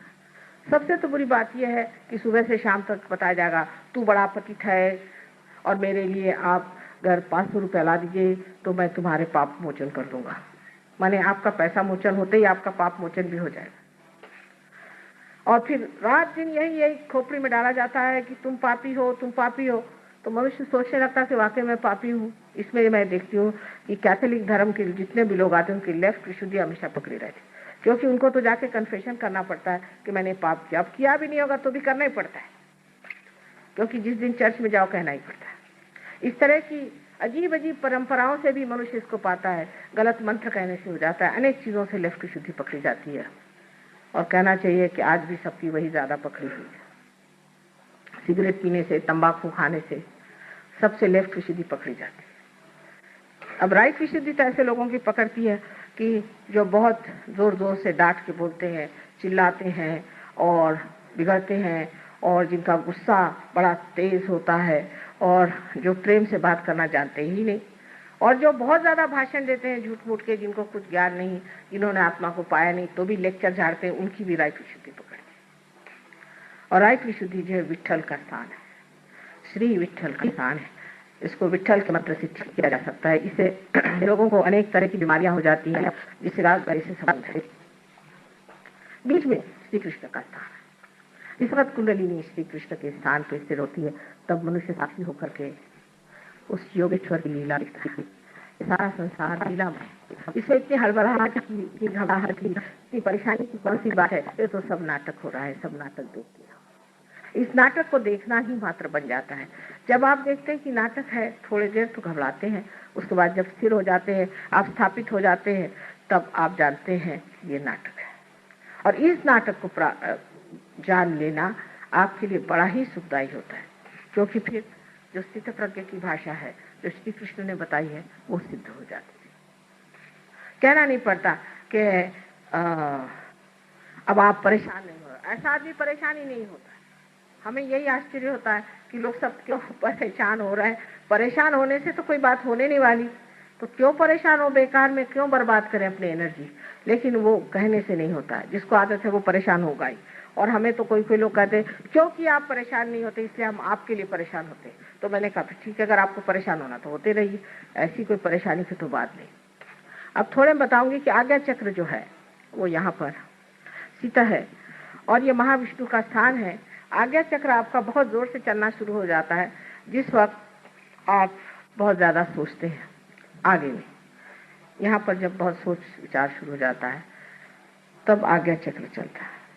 आज्ञा चक्र तब भी चलता है जब मनुष्य अहंकारी होता है। जब उसमें अहंकार आ जाता है तो उसका आज्ञा चक्र बहुत चलता है। और ऐसा आदमी जब अहंकार के दमन का प्रयत्न करता है तो वो अपने ही छाया के साथ लड़ते रहता है। अहंकार भी अपनी छाया मात्र मिथ्या है, वो कोई चीज है नहीं, तो अपनी छाया के साथ लड़ता है। उससे लड़ते लड़ते जूझते जूझते वो भी थक जाता है। जब वो बहुत थक जाता है तब वो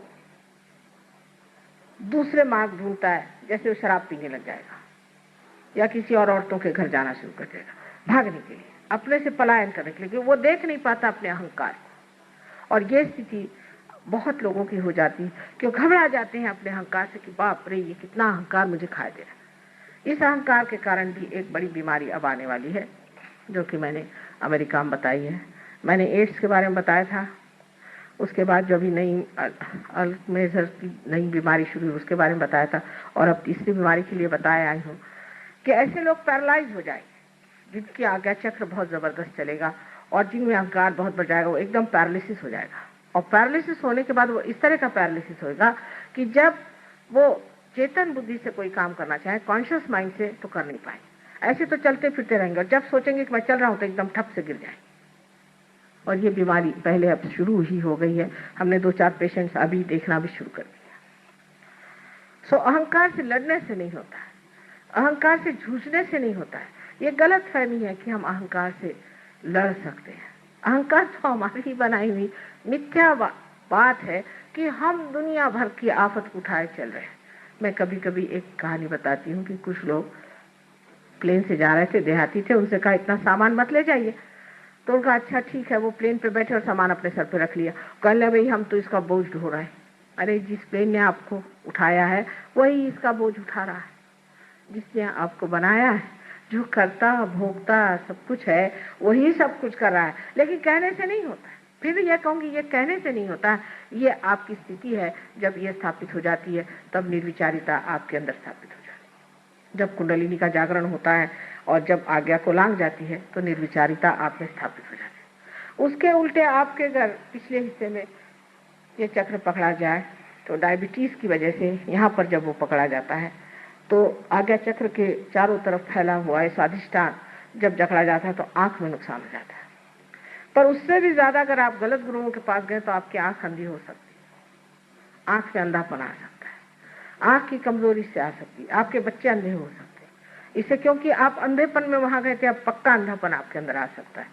लेफ्ट आज्ञा जिसे हम कहते हैं पिछला आज्ञा है, इसके पकड़ने से अनेक अनेक बीमारियां होती हैं। अब सब समय नहीं इसलिए मैं बताती नहीं, लेकिन इसके साफ होते ही मनुष्य की दृष्टि में एक चमक आ जाती है, जिसको एक ग्लिंट कहते हैं, एक ज्योत आंख में आ जाती है। और जिसके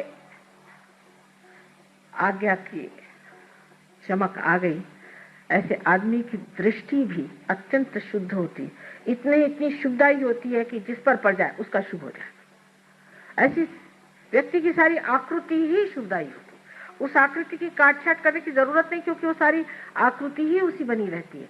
कि उसके खड़े होते ही उसके व्यक्तित्व में वो चीज होती है कि मनुष्य एकदम से ही उसको पा करके शुभ का लाभ होता है।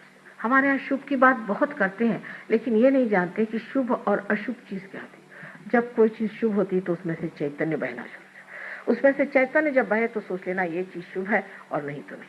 तो पहली चीज जब हमारे अंदर आती है, जिसे कि हम निर्विचार समाधि कहते हैं, जो बहुत मुश्किल से लोग पाते थे पहले जमाने में, वो आपको एकदम स्थापित हो जाती है, आप निर्विचार हो जाते हैं।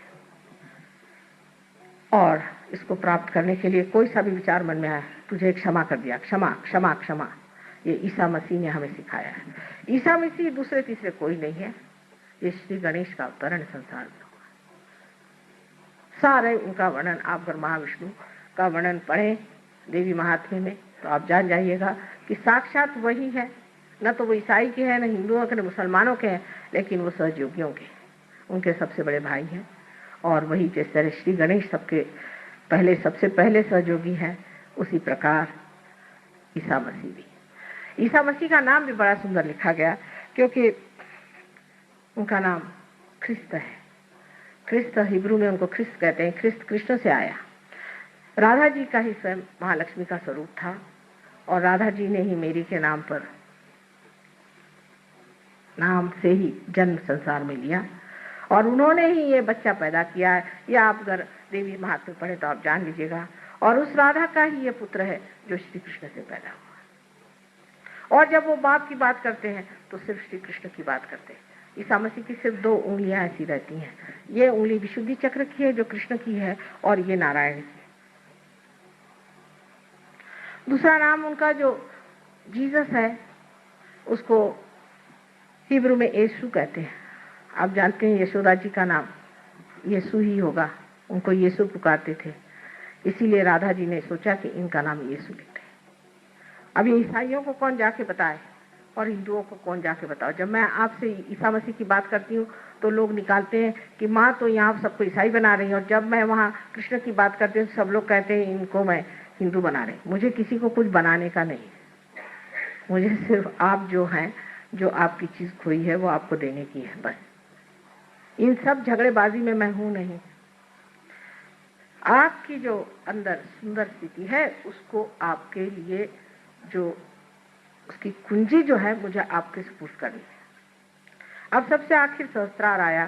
सहस्त्रार माने ये कि 1000 पंखुड़ियां से बना हुआ ये सहस्त्रार है, जिसे कि हम ब्रेन को अगर ट्रांसफर सेक्शन में काटें तो आप देख सकते हैं कि जैसे पंखुड़ियां जैसे उसके 1000 इस तरह से अलग अलग खंड दिखाई देते हैं साफ तौर पर। अब डॉक्टरों का झगड़ा है कि 9098 ही उसमें यह है नाड़ियां, और 2 कम है तो उससे झगड़ा करेंगे। 998 उनसे झगड़ा करने से पहले कहिए कि आपको पहले तो 600 ही मिली हुई थी, उसमें क्या रखा हुआ है।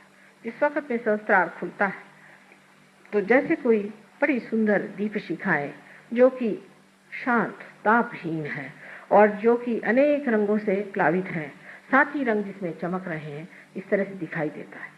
कमल, सहस्त्रार का कमल इस तरह से खिलता है, और उसके अंदर कुंडलिनी जैसे कोई टेलीस्कोप खुलता है, इस तरह से खट खट खट खट ऊपर आकर के, और सोने के ढक्कन जैसा जो ये आज्ञा चक्र है जो कि सूर्य का बिंब उसमें है, उसको छेद करके यहाँ पर लिम्बिक एरिया, जो कि बीच में एक लिम्बिक एरिया जो खोखली जगह है जिसे लिम्बिक एरिया कहते हैं, उसमें से निकल करके और सहस्त्रार यूं खुल जाता है।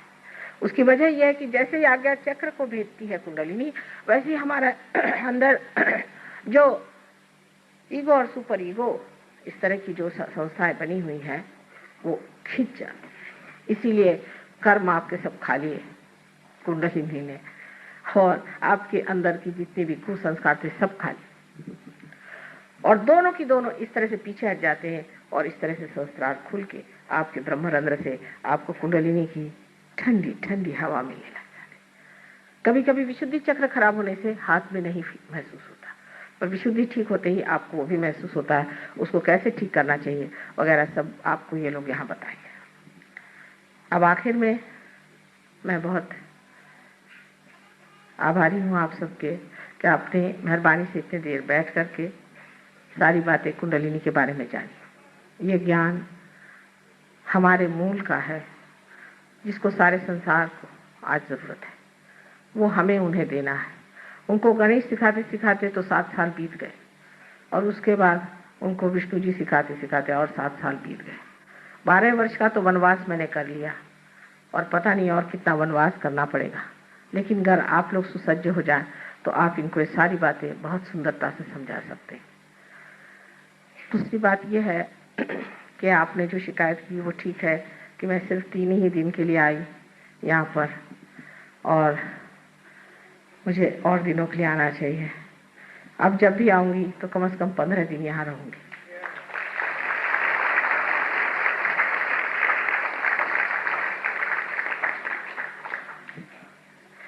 आशा है आप लोग बड़ी तादाद में आएंगे। किसी खुली जगह जमीन पर ये काम बहुत अच्छा होता है। अब मुझे तो नहीं मालूम था कि इतना सुंदर सभागृह बना है। ठीक है, यहाँ भी हुआ, पर जैसा कि अग्रवाल जी ने कहा कि चाहिए कि माँ का द्वार सबके लिए मुक्त होना चाहिए और वहाँ जितने तादाद में लोग आए उतना ठीक है। मुंबई में तो हम लोग एक बड़े भारे हॉकी ग्राउंड में ही प्रोग्राम करते हैं, 7 से 8 हज़ार लोग आते हैं, तो वहाँ कौन से हॉल में बिठाएंगे उन्हें। हर जगह इसी तरह से करने से हमने देखा है कुंडलिनी का जागरण भी आसानी से हो जाता है।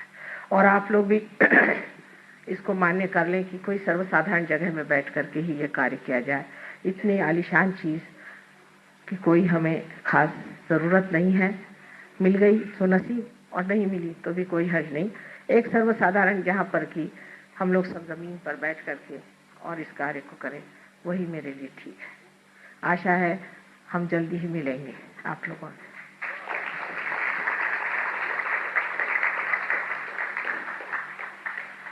अब थोड़ी देर आप लोग 5-10 मिनट बाहर होना हो तो आइए, उसके बाद फिर आत्म साक्षात्कार का प्रोग्राम होगा और 10 बजे से बहुत पहले मैं आपको छुट्टी कर दूंगी।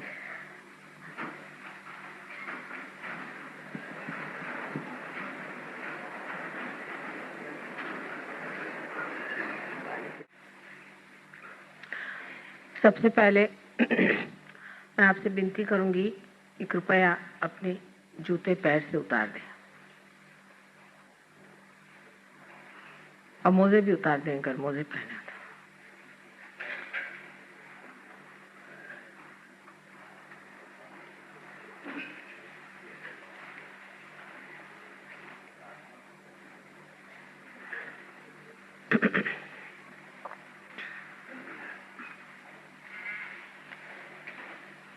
बहुत सहज सरल विधि है कुंडलिनी के जागरण की।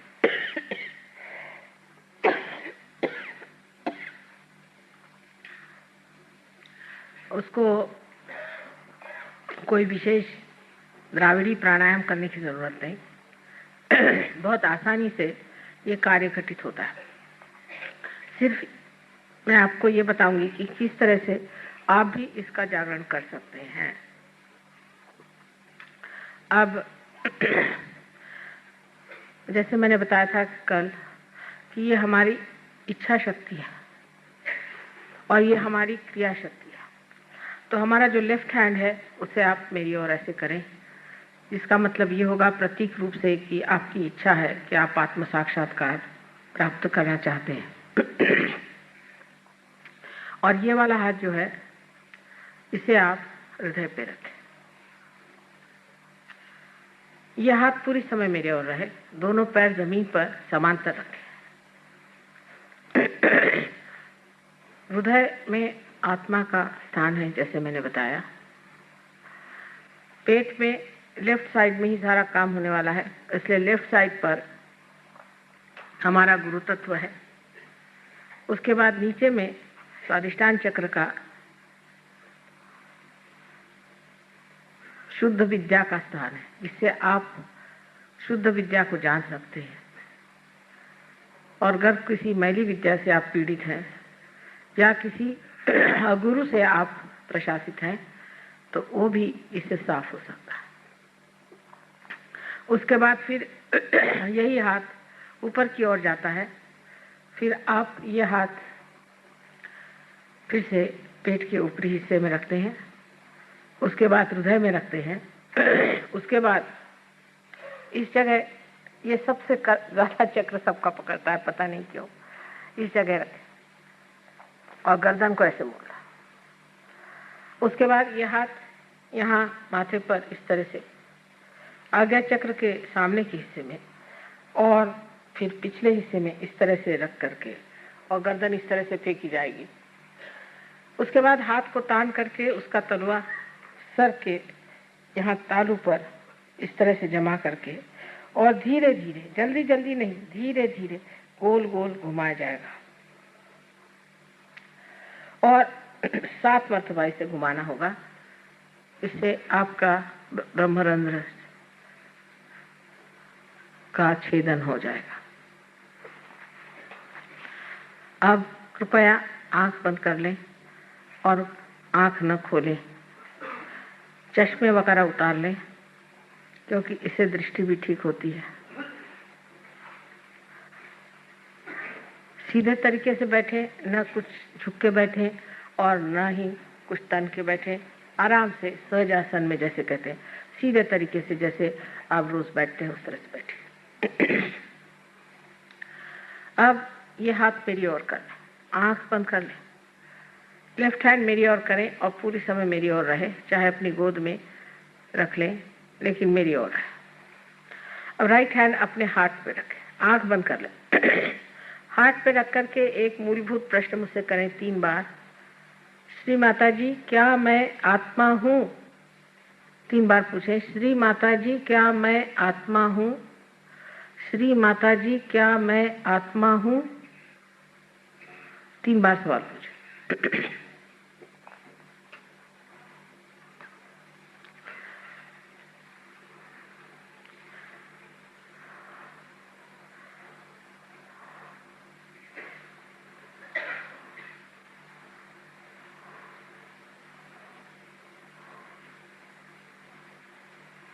अब दूसरा सवाल गुरु तत्व पे रख करके इसी के बाद आना चाहिए, जो कि आपके लेफ्ट साइड पर आपके पेट के ऊपरी हिस्से में इस हाथ को रखकर उसकी उंगलियां दबाएं अंदर की ओर। ये गुरु तत्व है। यहाँ पर प्रश्न करें दूसरा, जो बड़ा मूलभूत है। श्री माता जी, क्या मैं स्वयं का गुरु हूँ? 3 बार ये सवाल करें, श्री माता जी, क्या मैं स्वयं का गुरु हूँ? श्री माता जी, क्या मैं स्वयं का गुरु हूँ? 3 बार सवाल पूछे।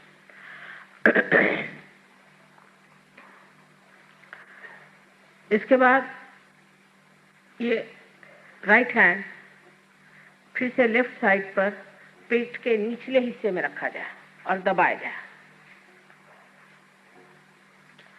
इस जगह हाथ रख के कहा जाएगा, कारण मैं आपकी स्वतंत्रता के हक को नहीं छीन सकती। आप स्वतंत्र हैं। आप चाहें तो कह सकते हैं और न चाहें तो न कहें। अगर आप चाहते हैं तो आपको ये कहना होगा कि श्री माता जी, मुझे आप शुद्ध विद्या दीजिए। आपको कहना होगा, मैं जबरदस्ती नहीं कर सकती। 6 मर्तबा कहिए, श्री माता जी, मुझे आप शुद्ध विद्या दीजिए।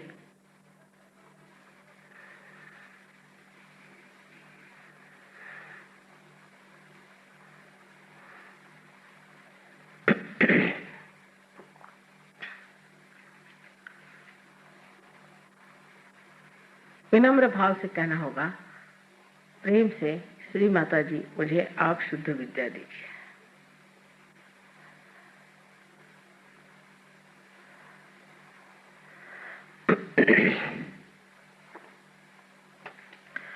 अब इस हाथ को, राइट हैंड को पेट के ऊपरी हिस्से में लेफ्ट साइड में फिर से दबा कर रखें। ये फिर आपका गुरु तत्व है। यहाँ आपको गुरु तत्व पे हाथ रख करके ये जानना चाहिए कि आपकी कुंडलिनी का जागरण शुरू हो गया है। तो इस चक्र को खोलने के लिए पूर्ण आत्मविश्वास से आप 10 मर्तबा कहें, श्री माता जी, मैं स्वयं का गुरु हूँ। 10 मर्तबा कहें, श्री माता जी, मैं स्वयं का गुरु हूँ।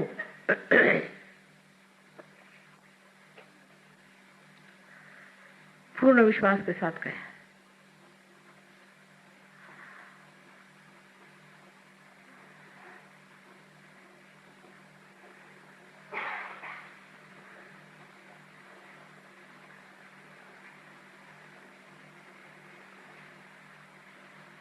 ये 10 मर्तबा कहिए। 10 मर्तबा कहना होगा, श्री माता जी, मैं स्वयं का गुरु हूँ।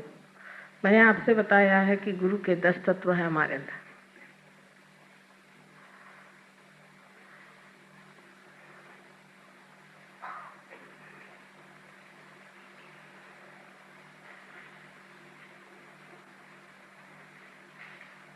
अच्छा, चलो।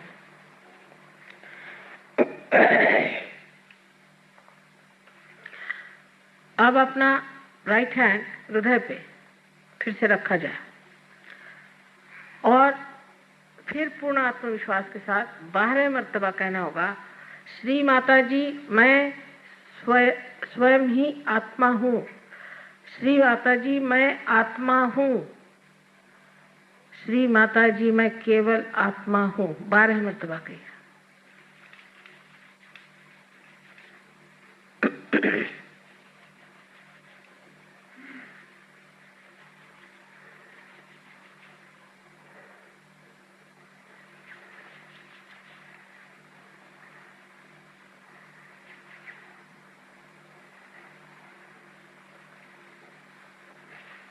पूर्ण विश्वास से कहें। अब ये जानना चाहिए कि परमात्मा दया और करुणा के सागर है, प्रेम के सागर है, लेकिन सबसे अधिक वो क्षमा के सागर है। इसलिए उनकी क्षमा की शक्ति पर पूर्ण विश्वास रखते हुए हमें विश्वास कर लेना चाहिए कि हम कोई सा भी ऐसा दोष नहीं कर सकते जो वो क्षमा नहीं कर सकते।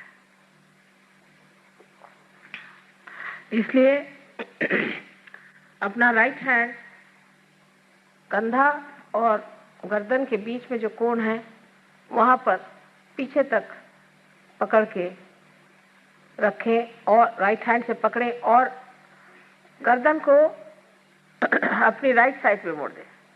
गर्दन को राइट साइड में मोड़ दें पूरी तरह से। इस जगह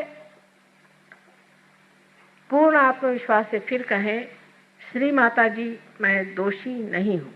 पूर्ण आत्मविश्वास से कहें, श्री माता जी मैं बिल्कुल भी दोषी नहीं हूँ। 16 मर्तबा कहिए, क्योंकि इस चक्र में 16 पंखुड़ियां हैं श्री कृष्ण की।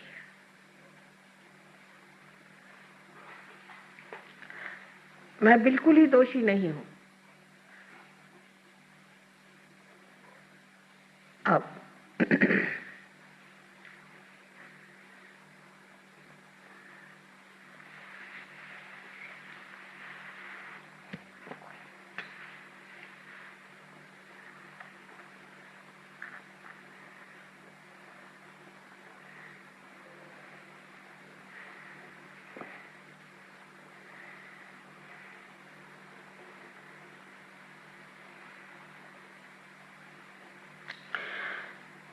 अब इस हाथ को, राइट हैंड को उठा करके अपने माथे पर आड़ा रखें, कपाल पर आड़ा रख के दोनों तरफ से दबाएं और लेफ्ट हैंड हमारी ओर रखें। यहाँ पर पूर्ण हृदय से कितनी बार से मतलब नहीं, ये कहिए कि श्री माता जी मैंने सबको क्षमा कर दिया। पूर्ण हृदय से कहें, मैंने सबको क्षमा कर दिया। अब ये ना सोचिए कि हम क्षमा नहीं कर पाते हैं। आखिर आप करें चाहे न करें, आप कुछ भी नहीं करते हैं, लेकिन जब आप क्षमा नहीं करते हैं तो आप दूसरों के हाथ खेलते हैं। इसलिए कहिए कि श्री माता जी मैंने सबको पूर्णतया क्षमा कर दिया। पूर्ण हृदय से कहें। अब ये हाथ आप सर के पिछले हिस्से में ले जाएं और पूरी तरह से सर को फेंक करके और विनम्र भाव से कहें कि परमात्मा मैंने आपकी शान में कोई गलती की हो तो मुझे आप क्षमा कर दीजिए। पूर्ण हृदय से कहें। इसमें फिर से अपनी गलतियां न गिनिएगा।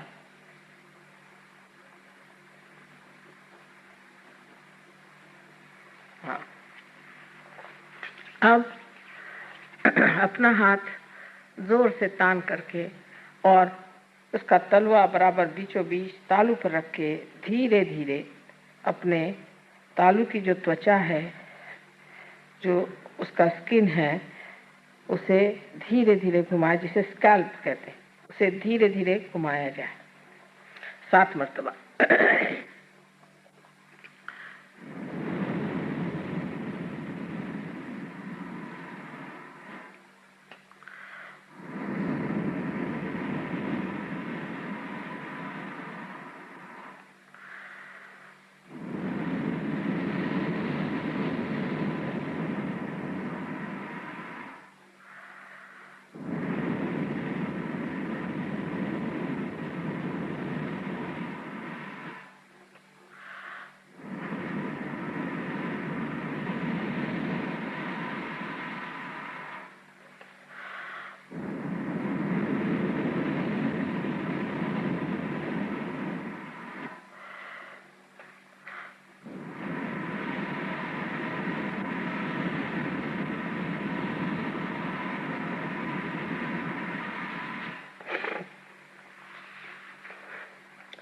अब हाथ को नीचे ले लीजिए,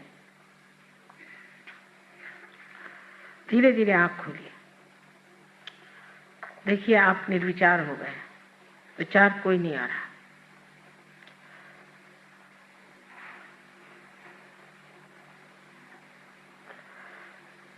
अब अपना राइट हैंड हमारी ओर इस तरह से रखें सामने की तरफ, और लेफ्ट हैंड सर के ऊपर कोई 4 इंच 5 इंच ऊपर देखिए कि कोई ठंडी हवा आ रही है या नहीं। किसी किसी के गर्म आएगी, जो आज पहली मर्तबा है विशेष करके, कोई हर्ज नहीं।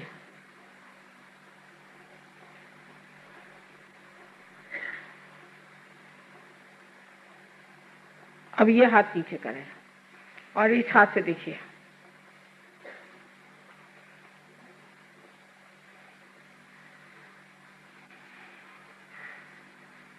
अब इस हाथ को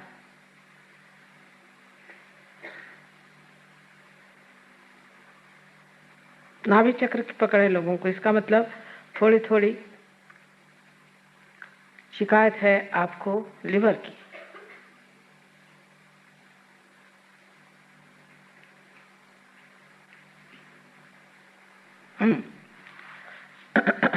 अब दोनों हाथ आकाश की ओर इस तरह से करके सर पीछे की ओर फेंक करके एक सवाल पूछे कि श्री माता जी, क्या ये ब्रह्म शक्ति है?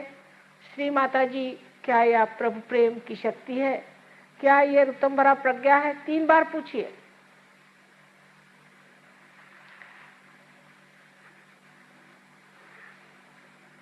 अब आप हाथ नीचे लीजिए,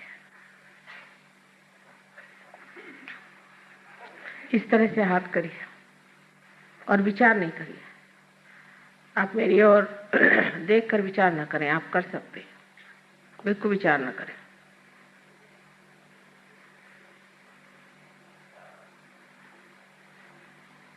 अब जिन लोगों के हाथ में, दोनों हाथ में ठंडी ठंडी हवाई हो और जिनके सर में भी ठंडी ठंडी हवाई हो, ऐसे लोग चाहे हाथ में आई हो चाहे सर में आई हो, दोनों हाथ ऊपर करें। अधिकतर लोग तो हो गए पार, देखिए सबके सब लोग पार हो गए। Why don't U turn the light?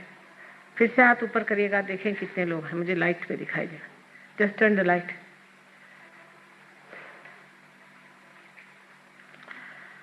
देखिए अधिकतर लोग पार हो गए, कुछ लोग हैं नहीं हुए, कोई बात नहीं। आप लोग अब ये जो फॉलो ऑन प्रोग्राम है उसमें ज़रूर आइए। यहाँ पर डॉक्टर तलवार हैं और डॉक्टर रुस्तम बरजोर जी हैं, डॉक्टर वॉरेन हैं और भी सहयोगी लोग यहाँ ठहरे हुए हैं। डॉक्टर बगदौन हैं, डॉक्टर डेविड हैं, ये लोग सब यहाँ ठहरे हुए हैं आपके लिए और पूर्ण आप पर मेहनत करेंगे। और इसके अलावा हमारे सहयोगी कलकत्ते में भी बहुत अच्छे हैं, सब आप पर मेहनत करेंगे और आपको ऐसा बना देंगे कि आप भी दूसरों को दें।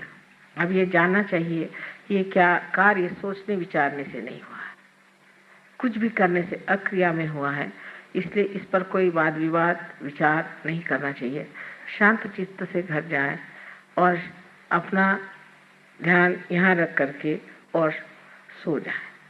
इसके बाद यहाँ पर किताबें हैं, उन किताबों को आप लेते जाइए, उसमें हमारा फोटो भी है। आश्चर्य की बात है कि फोटो में भी चैतन्य की लहरियाँ हैं, उसको इस्तेमाल करिए जब तक ज़रूरत है, उसके बाद आप स्वयं ही सिद्ध हो जाएंगे। हम तो चाहते हैं कि हमारी जितनी भी शक्तियाँ हैं सब आप अपने अंदर धारण कर लीजिए, इससे बढ़कर हमारे लिए और कोई गौरव की बात नहीं है।